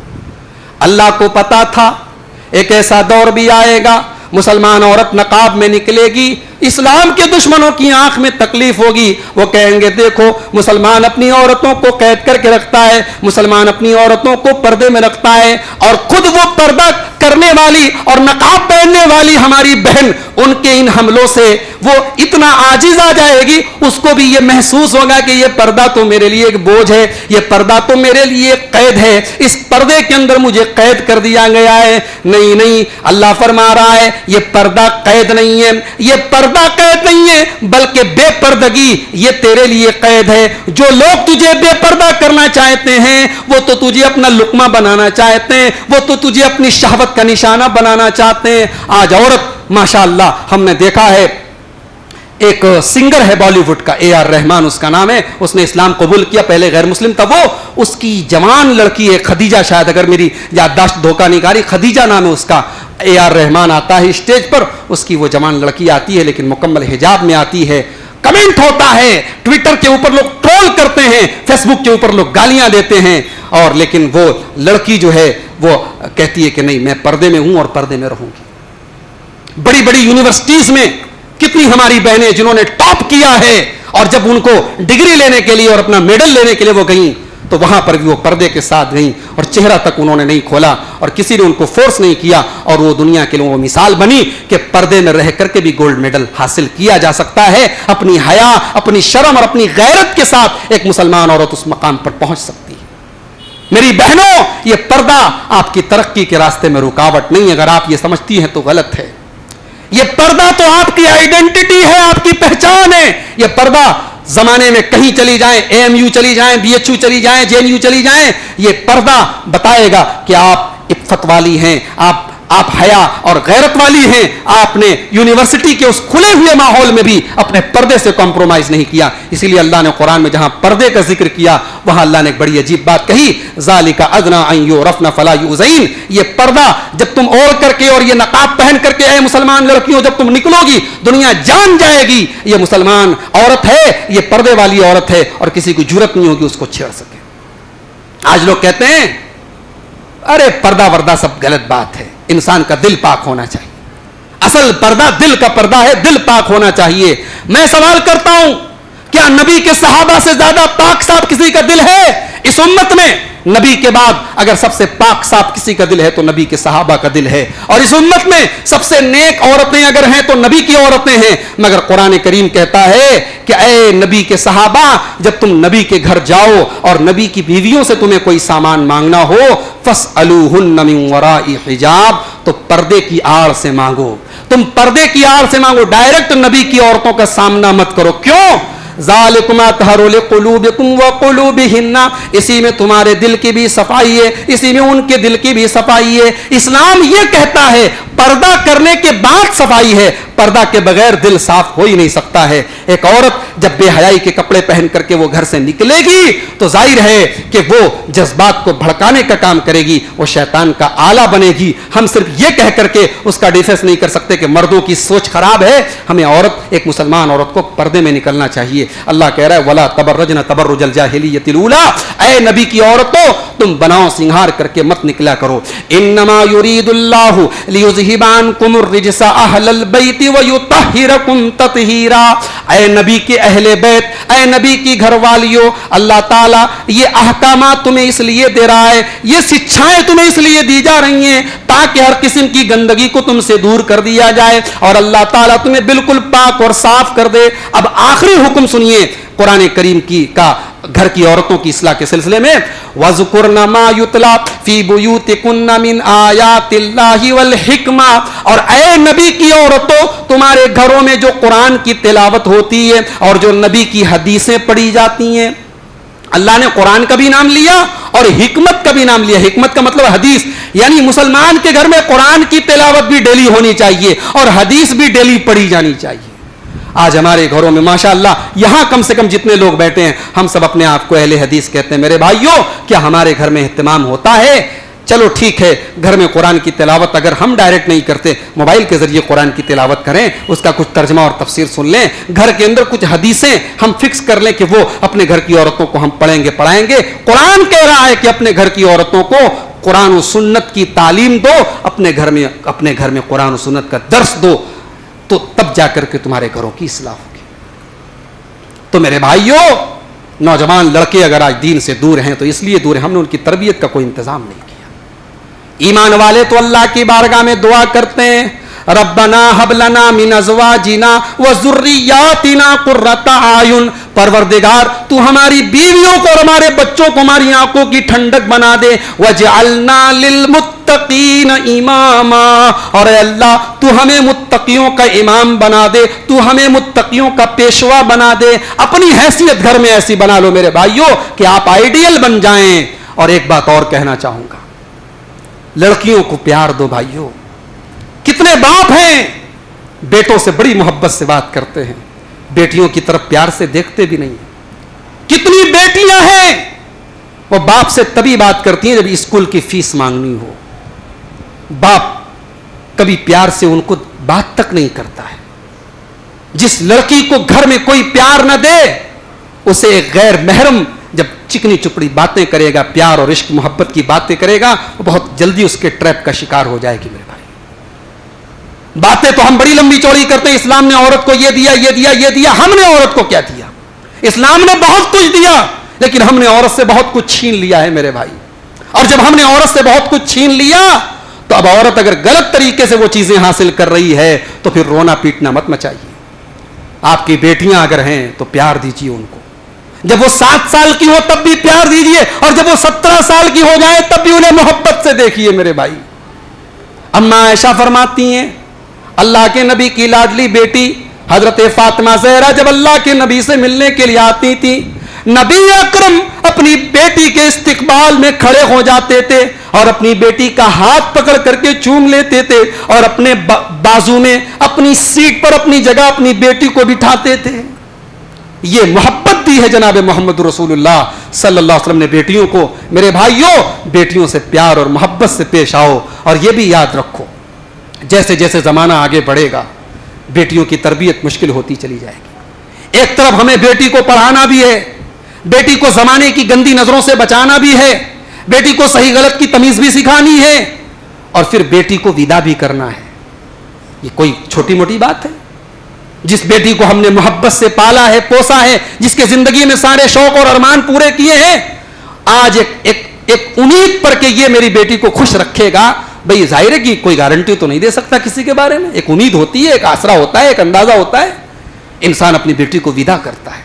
बहुत बड़ी आजमाइश है मेरे भाई, और खास तौर से फितरों के इस दौर में बेटी की परवरिश बहुत बड़ा इम्तिहान है। और इसीलिए जनाब मोहम्मद रसूलुल्लाह सल्लल्लाहु अलैहि वसल्लम ने बेटी की परवरिश पर जन्नत की बशारत दी है। अल्लाह के नबी फरमाते हैं, मन इब्तुलिया मिन हाज़िहिल बनाति शैअन कुन्न लहू सित्रम मिनन नार, जिसको अल्लाह तबारक व तआला बेटी दे करके आजमाए और इस आजमाइश में वो खरा उतर जाए तो वो बेटी अपने माँ बाप को जहन्नम की आग से बचाने का काम करेगी। तो परिवार की फिक्र करो मेरे भाई, अपने को नमाजी बना रहे हो तो परिवार को भी नमाजी बनाओ।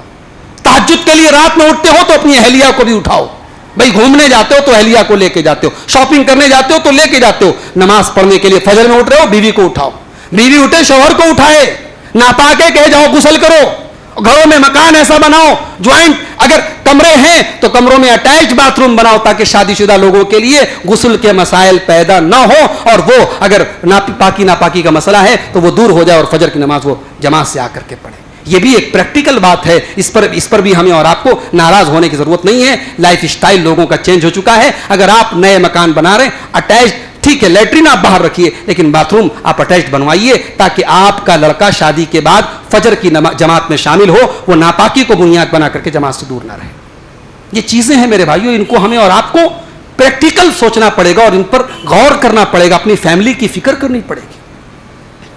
एक हदीस सुनाता हूं, वक्त ज्यादा हो रहा है। अल्लाह के प्यारे नबी फरमाते, नसई की रिवायत है, रहीम अल्लाह उमरान, अल्लाह ताला रहम फरमाए उस इंसान के ऊपर जो रात में उठ करके तहज्जुद की नमाज पढ़ता है और अपनी बीवी को भी उठाता है। बीवी अगर इनकार कर देती है तो बीवी को पानी छिड़कता है और बीवी को उठ करके नमाज पढ़वाता है। अल्लाह ताला ऐसे लड़के के ऊपर, ऐसे नौजवान के ऊपर रहम फरमाए। फिर आगे अल्लाह के नबी कहते हैं और अल्लाह ताला उस औरत के ऊपर भी रहम फरमाए, क़ामत मिनल लैल, जो रात में उठ करके तहज्जुद पढ़ती है, क़ियामुल लैल करती है, व अयक़ज़त ज़ौजहा, और अपने शौहर को भी उठाती है। और शौहर अगर उठने से इनकार कर देता है तो अपने शौहर के ऊपर पानी छिड़क करके उठाती है। इतना प्यार और मोहब्बत हो शौहर और बीवी में कि इबादत के लिए एक दूसरे को, एक दूसरे का सपोर्ट करे, यह प्यार होना चाहिए मियां बीवी के अंदर। मेरे भाई, अम्मा आयशा फरमाती हैं नबी अकरम तहज्जुद पढ़ते थे। कभी कभी ऐसा भी होता था अल्लाह के नबी तहज्जुद पढ़ रहे हैं और मैं आपके सामने लेटी हुई हूं, सामने अल्लाह के नबी की बीवी लेटी हुई हैं और अल्लाह के नबी तहज्जुद की नमाज पढ़ रहे हैं। जब तहज्जुद से फारिग हो जाते थे और वित्र की नमाज का टाइम आता था, तहज्जुद में तो नहीं उठाया लेकिन वित्र में उठाया और फरमाया या आयशा कूमी फ़अौतिरी, या आयशा चलो उठ जाओ, चलो कम से कम मेरे साथ तुम वित्र की नमाज पढ़ लो। रमजान का आखिरी अशरा आता था, अल्लाह के नबी के बारे में अम्मा आयशा कहती हैं जब रमजान का आखिरी अशरा आता था, अहया लैलहु व अयक़ज़ अहलहु, अल्लाह के नबी रात रात भर जागते थे और अपने परिवार और अपनी फैमिली को, अपने घर वालों को भी रात में जगाते थे और उनसे भी इबादत करवाते थे। मेरे भाइयों, ये माहौल हमारे और आपके घर का होना चाहिए। मैंने एक वाकया पढ़ा था सऊदी अरब के एक आलिम का, मुझे उस आलिम का नाम याद नहीं है, उन्होंने ट्विटर पर ट्वीट करके ये वाकया बताया था। उन्होंने कहा मैं फ्लाइट में सफर कर रहा था, एक ब्रिगेडियर से मेरी मुलाकात हुई, फ्लाइट पर सफर कर रहा था, ब्रिगेडियर से मुलाकात हुई, बाद में दोस्ती में तब्दील हो गई। उस ब्रिगेडियर को, जो फौज में ऊंचे पोस्ट पर है, ब्रिगेडियर है, उस ब्रिगेडियर को मैंने देखा कि हर नमाज के टाइम उसके पास कॉल आता है और वो किसी से बात करता है और बस दुआ सलाम होता है और वो इतना कहता है हाँ मैंने पढ़ लिया, जी हाँ मैंने पढ़ लिया। तो एक दिन मैंने पूछा कि भाई ये हर नमाज के टाइम आपके पास कॉल आता है, कौन है? कहा ये मेरे वालिद का कॉल है। और मेरे वालिद, हम 8 भाई हैं हम लोग, और 8 भाइयों को हर नमाज के टाइम कॉल करके पूछते हैं कहाँ हो, नमाज पढ़ी है कि नहीं पढ़ी, नमाज की फिक्र करते हैं नमाज पढ़ी कि नहीं पढ़ी। मेरे भाइयों, नमाज पढ़ने वाले बहुत हैं मगर अपने परिवार के नमाजी होने की फिक्र करने वाले आज समाज में कम हैं। अल्लाह ताला ने कुरान में हजरत इस्माइल का जिक्र करते हुए फरमाया वज़कुर फिल किताब इस्माइल इन्नहु काना सादिक़ल वादी व काना रसूलन नबिय्या व काना यअमुरु अहलहु बिस्सलाह। मेरा बंदा इस्माइल अपने घर वालों को नमाज की तलकीन करता था, नमाज के लिए उठाता था। तो नौजवानों के अंदर जो दीन से दूरी है वो इसलिए भी है क्योंकि घर के अंदर हमें फैमिली की फिक्र नहीं है, तरबियत की कमी है मेरे भाई। और एक चीज और है कि हम दीन के मामले में चूजी हो गए हैं। दीन में हमें जो चीज आसान लगती है हम ले लेते हैं। भाई बहुत सारे लोग हैं जुमा की नमाज में आते हैं, माशाल्लाह जुमा में मस्जिद पूरी भरी रहती है, 5 टाइम की नमाज में गायब है, रमजान का रोजा वो रखते हैं, अल्लाह ताला ने पैसा दिया तो हज भी कर लेते हैं। तो जहां हमें सहूलतें आसानी है वहां हम दीन पर अमल कर लेते हैं, जहां मुश्किल लगता है, फजर की नमाज मुश्किल है हम छोड़ देते हैं। ऐसा नहीं होना चाहिए, ये यहूदियों का तरीका है। पूरे पूरे इस्लाम में दाखिल हो जाओ। अफतुमिनूना बिबादिल किताबी व तकफुरूना बिबाज़, ऐ यहूदियों तुम्हारा ये तरीका है कि तुम अपनी किताब के बाज़ हिस्से पर ईमान रखते हो और बाज़ का इनकार करते हो। मुसलमानों तुम्हारा ये तरीका नहीं होना चाहिए। उदखुलू फिस्सिल्म काफ़ा, तुम इस्लाम में पूरे के पूरे दाखिल हो जाओ। अगर इस्लाम का कोई हुक्म ऐसा है उस पर अमल करके आपको मशक्कत आ रही है, परेशानी आ रही है, समाज का ताना सुनना पड़ रहा है तो सुन लो भाई। हमारे नबी ने ताना सुना है, हमारे नबी ने गाली सुनी है, हमारे नबी ने सजदे की हालत में अपनी ऊंट पर अपनी गर्दन पर ऊँटनी की बच्चादानी और ऊँटनी की ओझड़ी लाके रखी गई। अल्लाह के नबी ने ये तकलीफें बर्दाश्त की, ताइफ में पत्थर बर्दाश्त किया आपने। तो भाई दीन की राह में नबी ने, सहाबा ने क्या क्या बर्दाश्त किया। अगर हमें दीन पर चलने के लिए कुछ कुर्बानी देनी पड़ जाए, कुछ ताने सुनने पड़ जाए, कुछ समाज में लोगों की बातें सुननी पड़ जाए तो दीन से कॉम्प्रोमाइज मत करो, दीन के मामले में समझौता मत करो। तो मेरे प्यारे साथियों, इन सब चीज़ों को जब तक हम नहीं अपनाएंगे हमारी इस्लाह नहीं हो सकती और दीन से जो बेजारी है वो दूर नहीं हो सकती। दीन से बेजारी इसलिए भी है कि हमें जवाबदेही का एहसास नहीं है। हमारे यहाँ कोई एमएलए बन जाए, कोई एमपी बन जाए, वो समझता है मैं स्याह सफेद का मालिक बन गया, कुछ भी कर सकता हूं, कुछ भी खा सकता हूं। आज छोटे मोटे ओहदे मिल जाएं, छोटी मोटी जिम्मेदारी मिल जाए, इंसान पागल हो जाता है। हजरत उमर फारूक को देखो, 22 लाख मुरब्बा मील के मालिक है। अरब से लेकर के यूरोप तक हजरत उमर फारूक की हुकूमत चल रही है। रोम के भी वो फरमा रवा है, इराक के भी वो फरमा रवा है, ईरान भी उनके दौर में फतह हो चुका है। 22 लाख मुरब्बा, 22 लाख स्क्वायर मील के एरिया के हाकिम है हजरत उमर फारूक। मगर रात में बिस्तर पे सोते नींद नहीं आ रही है। अल्लाह कल कयामत के दिन पूछेगा, उमर तेरे दौर में फला के बच्चे भूखे थे, तू क्या कर रहा था? उमर फारूक को वो जिम्मेदारी का एहसास, वो रात को सोने नहीं दे रहा है। रात को उठ के गश्त लगा रहे हैं, खबर ले रहे हैं किसका बच्चा भूखा है, कौन सी औरत के घर में अनाज नहीं है, किस परिवार को खाना नहीं मिल रहा है। उमर फारूक रातों को गश्त कर रहे हैं। ये एहसास जब तक नहीं पैदा होगा मेरे भाइयों कि हमारे ऊपर वो जात है जो हमसे हिसाब लेगी। इसीलिए अल्लाह ने कुरान में कहा, यौम यक़ूमुन नासु लिरब्बिल आलमीन, मेरे बंदो उस दिन से डरो जिस दिन अल्लाह के सामने तुम्हें पेश होना पड़ेगा। जब तक ये एहसास हमारे अंदर, जवाबदेही का एहसास नहीं होगा, अल्लाह को हिसाब देना है, अल्लाह को मुंह दिखाना है। अल्लाह से शर्माओ मेरे भाई, दुनिया से शर्माने से क्या फायदा है? यस्तख्फून मिनन नास वला यस्तख्फून मिनल्लाह, लोगों से शर्माते हो, अल्लाह से नहीं शर्माते। एक हदीस सुना के बाद खत्म कर रहा हूं। अल्लाह के नबी सल्लल्लाहु अलैहि वसल्लम फरमाते, तिरमिजी किताब सिफ़तुल क़ियामा की रिवायत, अब्दुल्लाह इब्न मसूद कहते हैं अल्लाह के रसूल ने फरमाया, इस्तहयू मिनल्लाहि हक्कल इस्तिहया हक्कल हया, ऐ लोगों अल्लाह से शर्माओ जैसा कि शर्माने का हक है।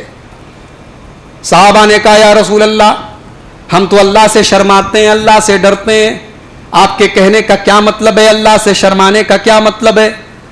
नबी अकरम मतलब बताते हैं, अंतहफ़ज़ अर्रास वमा वआ, अल्लाह से शर्माने का मतलब यह है कि तुम अपने सर की हिफाजत करो और सर के अंदर जो चीजें उनकी हिफाजत करो।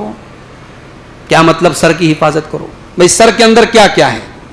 सर के अंदर दिमाग है, दिमाग की हिफाजत करो। दिमाग की हिफाजत का मतलब गलत ख्यालों से अपने आप को बचाओ। जब दिमाग में गलत ख्याल पैदा हो, किसी अच्छे काम में लग जाओ, कुछ दिन की एक्टिविटीज में लग जाओ, कुछ अच्छी बातें सुनने में, कुछ पढ़ने में टाइम गुजारो। दिमाग की हिफाजत करो। सर की हिफाजत में आंख शामिल है। मार्केट में गए, अब जाहिर है कि गलत चीजें सामने आ रही नजरों के, आंखों की हिफाजत करो। सर के अंदर जुबान है, जुबान की हिफाजत करो, गाली गलौज मत करो, गीबत मत करो, चुगली मत करो, झूठ मत बोलो। सर के अंदर कान है, कान की हिफाजत करो।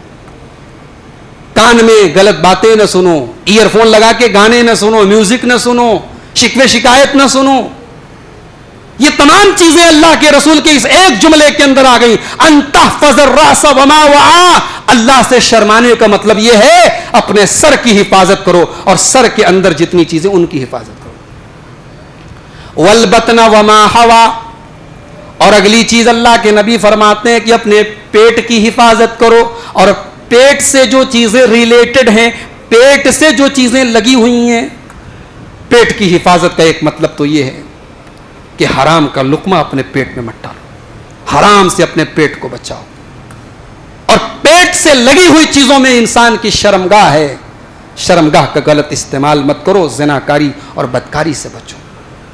वततज़क्करल मौत वल बेला, और तीसरी चीज अल्लाह के नबी कहते हैं कि मौत को याद करो, और याद करो कि एक दिन तुम मिट्टी के अंदर पुराने हो जाओगे, मिल जाओगे। आज ये खूबसूरत चेहरा कल उस कब्र की मिट्टी के अंदर कंकाल बन जाएगा और खोपड़ी में तब्दील हो जाएगा। उसको देख करके लोग डरने लगेंगे, इस खूबसूरत चेहरे की खूबसूरती खत्म हो जाएगी। उस कब्र की मिट्टी में तुम्हें मिल जाना है। वह ततज़क्करल मौत वल बेला, और आगे अल्लाह के नबी फरमाते हैं, वमन अरादल आखिरत तरक ज़ीनत दुनिया, जिसे आखिरत चाहिए, जो आखिरत बनाना चाहता है, वो दुनिया की रंगीनियों को छोड़ देता है। मेरे नौजवान साथियों, आज अपने हेयर स्टाइल के ऊपर भी थोड़ा गौर कर लेना, आज अपने पहनावे के ऊपर भी थोड़ा गौर कर लेना। कहीं ऐसा ना हो कि फैशन के चक्कर में और अपने आप को मॉडर्न और स्टाइलिश बनाने के चक्कर में तुम हराम काम की तरफ जा रहे हो, तुम नबी के फरमान के खिलाफ जा रहे हो। دنیا کی زینت اور دنیا کی رنگینیوں کے چکر میں اتنا آگے نہ بڑھ جاؤ میرے بھائیوں اور میری بہنوں کہ تم آخرت سے اپنے ہاتھ دھو بیٹھو. اللہ کے نبی نے کہا اتنی چیزوں کو جو کر لے سمجھ لو کہ اس نے اللہ سے حیا کا حق ادا کر دیا. میرے پیارے ساتھیوں, ان چیزوں کو اگر ہم اپنا لیں تو میں امید کرتا ہوں کہ ہمارے نوجوانوں کے اندر جو دین سے بیزاری اور دین سے دوری ہے وہ